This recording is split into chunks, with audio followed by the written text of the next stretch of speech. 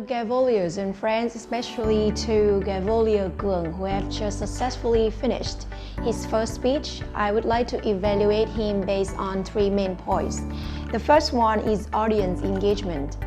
The second point is about his speech structure. And the last one is the speaking skills, some strength he already have and some areas for improvement.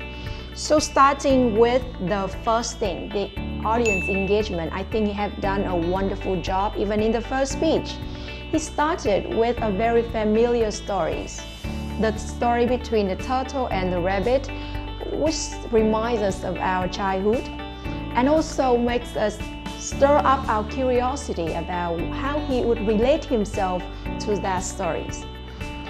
And then he asked us the question, so how do you think the story would end? He has to engage the audience again and get their attention. Even if someone may lose attention during his speech, by asking them and making them answer his question, he get them back. And the last one I would really like is his enthusiasm in his speech.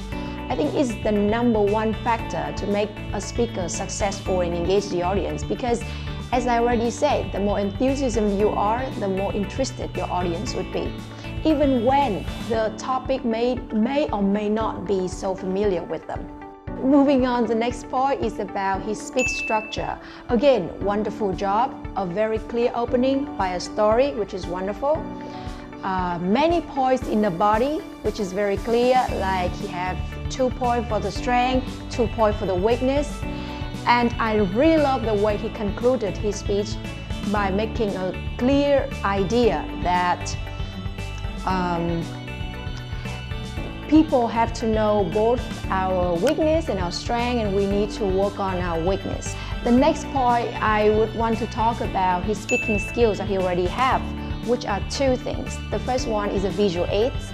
I think that you've noticed the way he used this picture to have us visualize what it means to be a rabbit and a turtle combined, which is a wonderful and an interesting picture, isn't it? Another point he did so good was about the eye contact, the way he spread and divide his eye contact across the rooms and leave no one out of attention.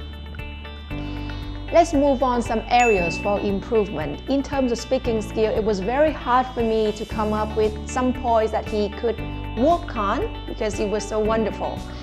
But moving on to the next project, I think that there's some areas that he may consider working on. The first one is body movement, because you know speaking stage can be quite large, especially the audience that you're speaking to can be 100, it can be up to 1,000.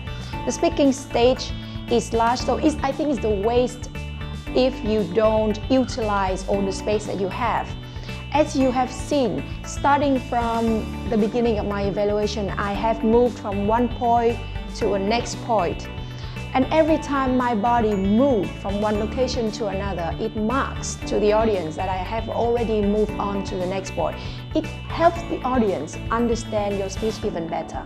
The last point is about his pronunciation, which may not relate to public speaking, but since we talk in English, so at least our use of language must be clear and understandable.